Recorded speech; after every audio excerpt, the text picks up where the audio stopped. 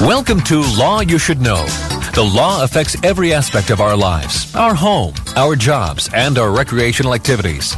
Now you can learn about the law and how to protect yourself against the loss of your liberty or property.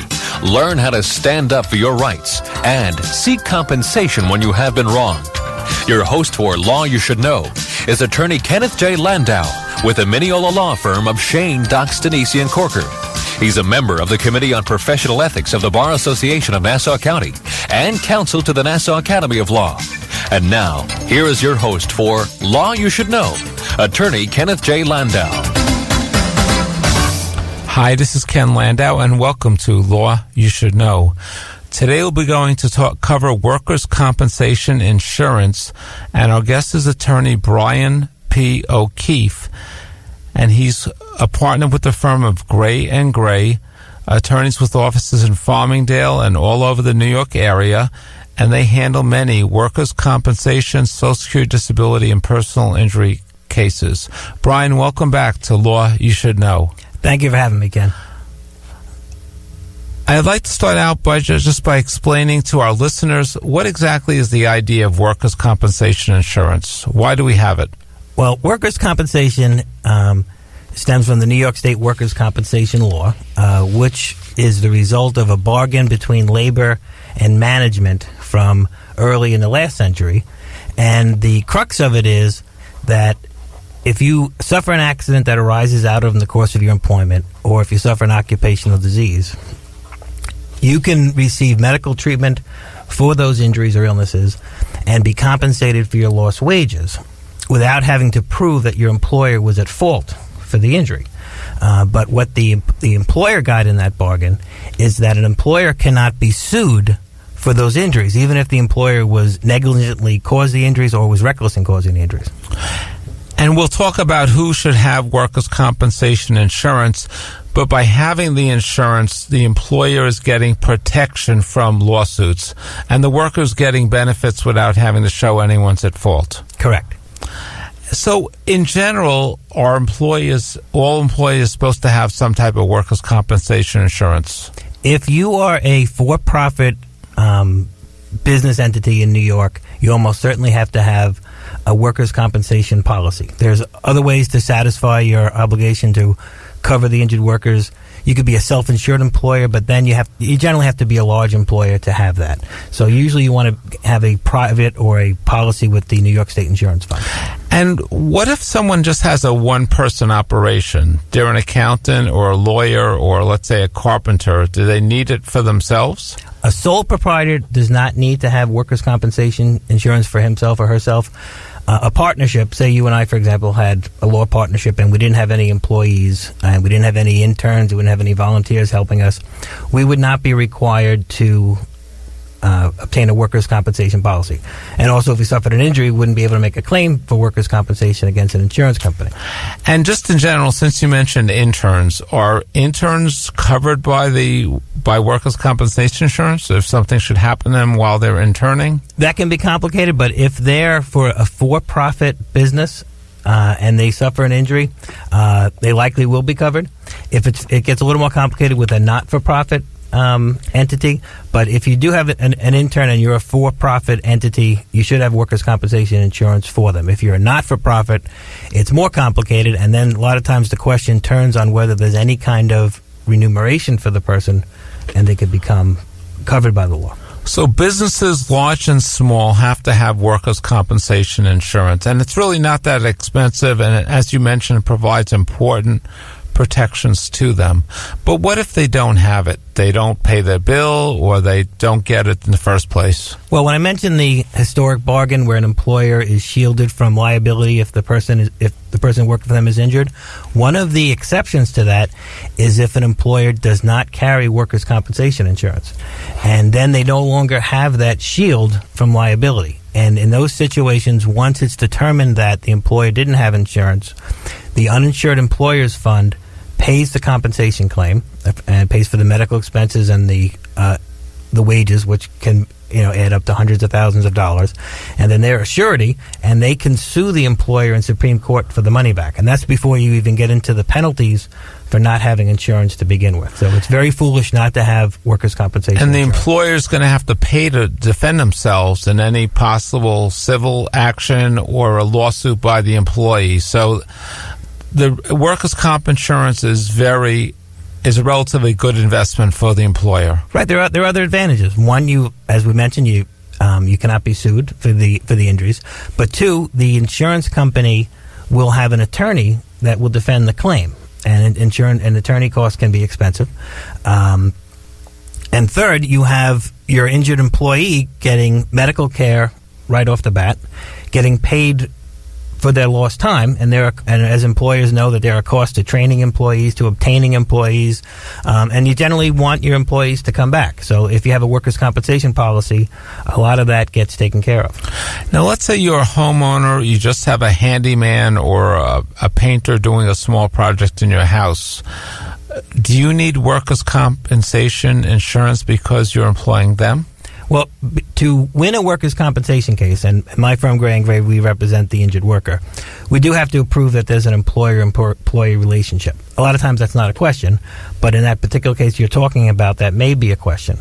So the rule about household workers, like live-in maids, people who may be taking care of a family member, if they're there for 40 or more hours per week, you have to have a workers' compensation policy. If they're for less than 40 hours per week, then it doesn't arise under the ambit of the workers' compensation law. And there's a requirement in homeowners policies that may cover that. I know you know more about insurance law in general than I do, that may cover that. But it's rare that you see a homeowners policy attorney down at the Workers' Compensation Board. But in those situations, it can come up. So someone who lives there around the clock, they're going to be a requirement to have workers' compensation. And let's just go over that again, because homeowners or families may not be aware of that. If they're employing, regardless of whether someone's off the books or on the books or whatever the compensation arrangement is, if they're working for more than 40 hours a week, if they're, let's say, a live-in, they need to have a special household workers policy to cover that relationship. They would get a regular workers' compensation policy, and it's going to be relatively inexpensive because, like, one of the factors that go into the cost of a workers' compensation policy is how dangerous the work is, the payroll, etc. So that 40 hours, though, is a magic number under the law. Now, I think you're going back to your initial question. I think you were talking more about casual employment, where if you have a neighborhood kid doing some yard work at your house, there could be exclusions for that. With the plumber coming to your house, then the question may be, is this person an independent contractor or an employee? Not so much a matter whether there's coverage, but whether that person creates an employer-employee relationship with you. But to the homeowner, to protect themselves from let's say, a liability suit where they may be responsible for workers' comp, or they may want the protection that a workers' comp policy would provide them, they should take out some type of a workers' comp policy for that domestic worker. Absolutely. And if the worker gets hurt and there's a claim, the financial exposure could be catastrophic for the family, because they'll have to hire an attorney to represent them as an uninsured employer at the Workers' Compensation Board. They're probably going to lose, and then there's going to be penalties for not having insurance, and there's criminal ramifications for it in terms of fines. And as I said, once the award is made, the uninsured employers fund can sue them in Supreme Court to get the money. And also, if they are unfortunately injured, the workers' compensation insurance will pay their medical bills, pay their lost wages, so you will not be liable for them. Correct. So it's a very good thing to have, regardless of whether what the arrangement is, the financial arrangement. This is going to protect you as the homeowner and as the employer. If there's a subcontractor out there, let's say they employ a few people, a few day laborers, and one of those day laborers is hurt, that subcontractor should have workers' comp insurance for their workers. Well, when you say a subcontractor, who is the contractor that we're talking about? Let's say there's a subcontractor picks up a few workers or has a few occasional workers, they really need workers' comp insurance for their business. Oh, yeah, absolutely. If you're, let's say, a landscaper, you're a landscaper, and you have 4 or 5 men and women working for you, and one of them gets hurt at a private residence, say, mowing the lawn. That person is eventually going to get around to filing a workers' compensation claim. The Workers' Compensation Board will check their database and see who that particular employer's insurance company is. If they don't have one, then you go down the uninsured employers fund lane, and that person's, all the bad things that we talked about before are going to happen to that person. The person who owns the house, though, is not going to be responsible for that workers' compensation. But the worker or the injured worker should be aware that even if there was a loose arrangement, if it was off the books, they have the right to file a claim, and someone will be responsible for paying that claim. Yes, because that person who was using the weed whacker for that subcontractor lawn company, the person who's running that entity may want to say that person who was injured is an independent contractor, but they're not going to prevail on that issue given the facts that we have. But whether a person who is hurt is an independent contractor or an employee is also the source of a lot of litigation down at the comp board. Okay. And what does the decision, how are decisions made on that issue? Well, what does it depend on? Well, the hallmark of an employer-employee relationship is direction and control by the alleged employer and the person that's hurt in terms of the time and the manner of the work that's done. But other considerations that come up is, how is the person paid?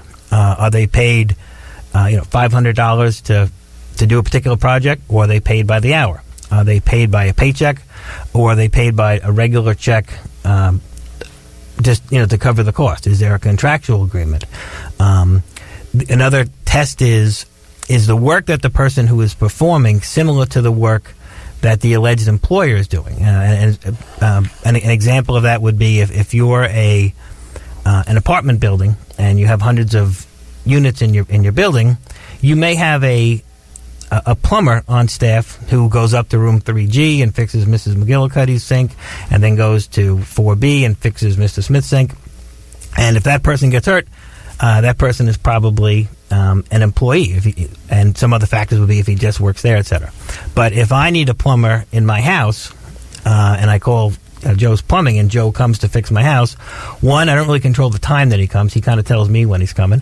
I don't tell him what to do. I tell him I got a problem and I want him to fix it, and he'll send me a bill. I won't owe him wages. He'll send me a bill. And if that person who's just there for that one repair does not have workers' comp insurance, let's say they're a handyman, the homeowner's workers' comp policy might cover them. No, they wouldn't, because if he's a sole proprietor, he didn't have a duty to get workers' compensation. So if it's just Joe the plumber, and Joe the plumber bangs his knee when he's fixing my house, he's not entitled to a workers' compensation award, because there wasn't an employer-employee relationship. Okay. We're going to cover a lot of concepts when we continue this program, including what some injuries might be and what some settings they might occur in. I'd like to thank my guest, Brian O'Keefe, who's been talking to us about workers' comp issues and workers' comp insurance, and we'll continue our conversation in a moment. You're listening to Law You Should Know on 90.3 WHPC, the voice of Nassau Community College, and also over the internet at nccradio.org. We'll be back in a moment. This program is brought to you by Nassau Community College, which offers a paralegal studies program. Students can major in paralegal studies while earning their associate's degree, or earn a paralegal certificate if they already have a college degree. These programs can even help you start a second career as a paralegal. It's a program for anyone who wants to work in a law office assisting lawyers, the government, or a position in an insurance company. More information about full-time, part-time, days, evenings, weekends, or online courses is available by calling 516-572-7774 or by email at paralegal@ncc.edu.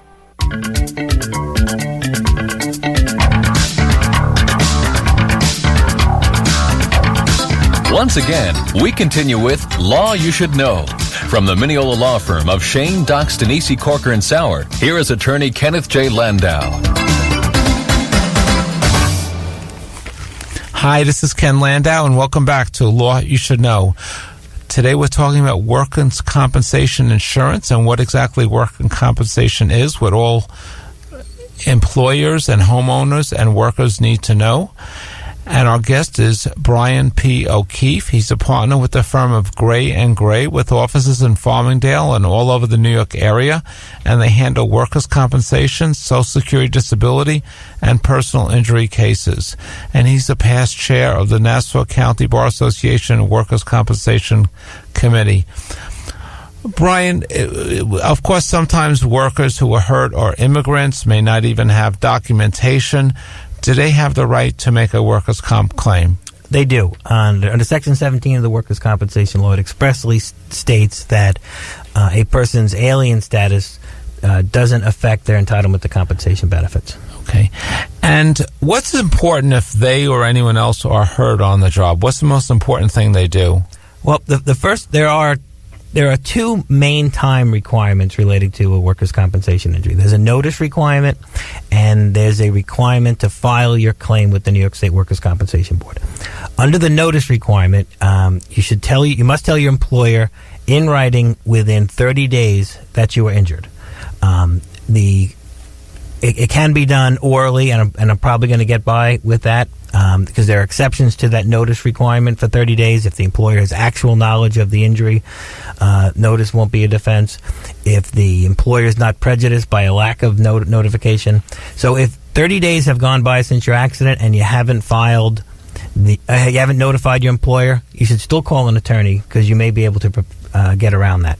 It's more difficult to get around the statute of limitations problem, where you must file your claim with the New York State Workers' Compensation Board within 2 years from the accident, in the case of an accident, or within 2 years of the date of disablement in the case of an occupational disease. If you blow the 2-year time limit, it's more difficult for the attorney to preserve the claim, but it's not impossible. One of the ways that an attorney can preserve that claim is if the employer made an advance payment of compensation, either by providing you medical treatment while you're out of work or paying you money in contemplation that this accident happened at work and in recognition of that. And workers' compensation can apply to any situation. Some office worker who a file cabinet falls on them, or they hurt themselves with the stapler, or they hurt themselves lifting something. What are some other examples of things that might qualify for workers' comp coverage? Well, when the statute was first enacted, the legislature designated certain hazardous employments. Now, any type of work, such as the examples that you just gave, can cover that. For an accidental injury, you have to suffer an accident at work, and so there's really two components to that. One is whether it's in the course of your employment, and the second part is whether it arises out of your employment. So a question that comes up, if you get in an accident on your way to work, generally you're not in the course of your employment yet. So that would not fall under the workers' compensation law. There are exceptions to that. Say when you're on your way to work, your employer told you to go buy Staples and pick up some supplies, then the risk of travel becomes part of the employment relationship, and you would be covered for that. That's called a special errand.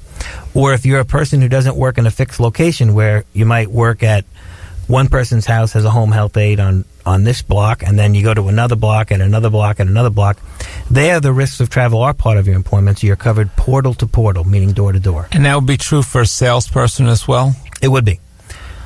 Okay. And what about in a retail setting? What are some types of accidents that can occur and that workers would be protected? Well, in that type of situation, very often you see slip and falls, falls off ladders and stools, or lifting injuries. Because they're in the service of their employer requires the employees to lift things. They suffer a back injury or a neck injury from that, then that is a compensable accident under the workers' compensation law. If you have office workers who are working on the computer keyboards extensively, that can be a repetitive stress injury, and that can constitute an occupational disease under the law, which I think we'll cover in a few minutes. Okay, that could be something like carpal tunnel. Correct. Are there any other types of injuries that are very common in the cases that you handled in, let's say, an office or construction or in retail? And then before we move on to occupational diseases. Well, if the listener is at work or as a family worker who knows that they were at work and they suffered an injury, there's a good chance that it's going to be compensable under the workers' compensation law.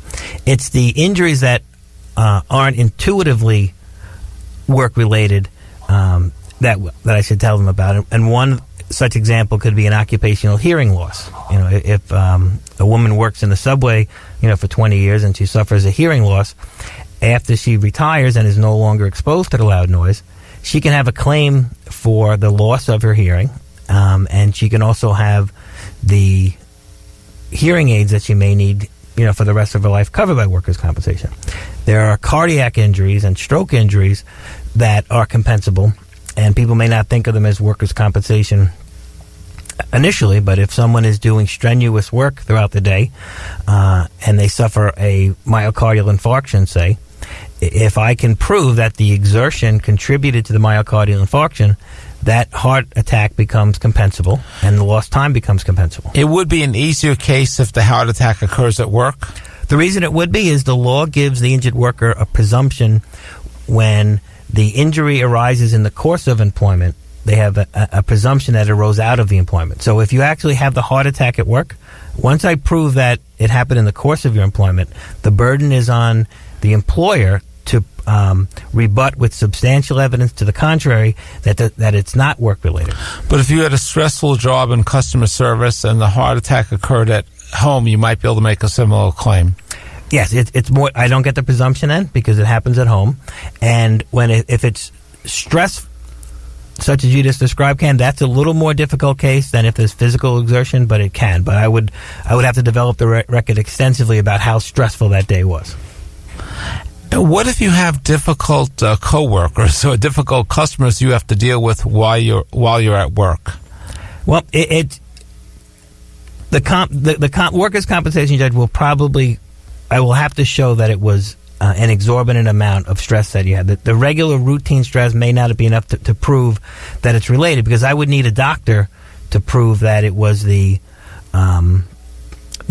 stresses that the person suffered throughout the day caused it. I mean, years ago we had a case, someone who worked in a water sewage treatment plant out east, and it was the holiday weekend, and the waste was building up, and I had proof in the logbook that how stressful it was for the man. And he was in charge of this. He had a heart attack. We were able to prevail on that. But those and that actually happened at home. So if you had some issue of fresh air or chemicals in the air in the workplace, you might be able to make a workers' comp claim based on that? You can. If you're a person who's using cleaning supplies and you get overwhelmed by the fumes and you fall and hit your head, or you just suffer respiratory problems from it, that would be compensable under the law. And you mentioned repetitive motion. What if it was repetitive lifting and you hurt your back or your shoulder because you're constantly lifting boxes, say to do stock or retail? Those cases can be a little more difficult. There is a concept under the law called a repetitive trauma accident, where it wasn't one particular lifting that did it. But those cases, if there is one moment in time when the worker lifted something, felt a pain in the back, went to the doctor, notify the employer, it's easier to prove that. But if somebody has a bad back in general, it's a little more difficult to show that the lifting is the cause of the work. But it's possible. Even if you were just, let's say you don't have to work with a chemical, but you're somehow exposed to it at work. There's faulty ventilation, or the chemical cleaning is not adequately cleaned up. Could that lead to some type of claim? Again, and your question brings up an important distinction between an occupational disease and an accident. Right now we're sitting in a radio studio, and if fumes came in from the person who's cleaning it and we got sick, those would be an accidental injuries for us, because our job does not require working with these cleaning fumes. If somebody works with, say in a camera store, back when you had those developing film, their exposure to formaldehyde, say, is an occupational disease, because that illness is a peculiar risk of that employment. When you have an illness, and you link it to a particular employment, that's the touchstone of an occupational disease. Okay. Were there any types of occupational diseases that you want to mention, like cancer or other types that you can bring a successful claim for? Well, we won a case in the city a few years back on relating to the exposure to diesel fumes. And it was a landmark case in the sense that it came soon after the World Health Organization recognized that diesel fumes can be a carcinogen for humans. And our particular client was exposed to it as he would work on the buses before the buses would head out into the city, and they would be idling inside what they called a barn in a bus depot, and our client had to work on these for years and years and years, and he developed cancer from that. We were able to prevail on that case.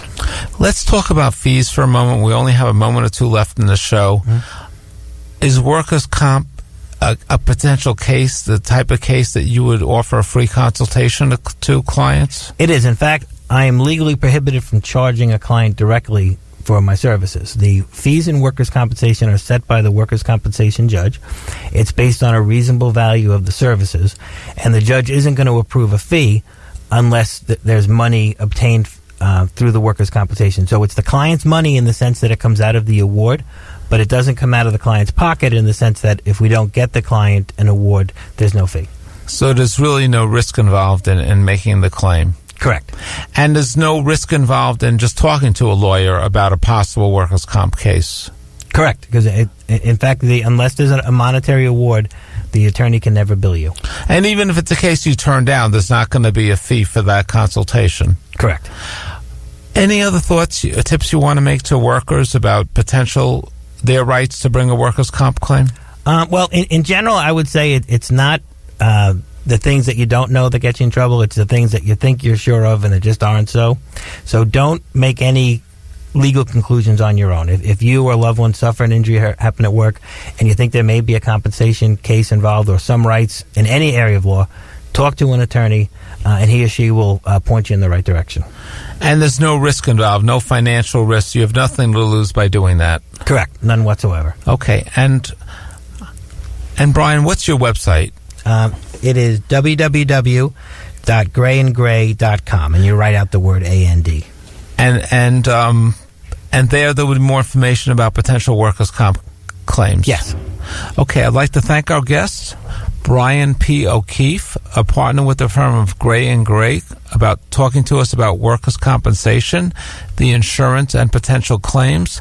Keep in mind, whatever you've heard is information only, and if you missed any part of this program, it's available as a free podcast from nccradio.org. Please join us next week at this same time for another program on Law You Should Know on 90.3 WHPC, the voice of Nassau Community College.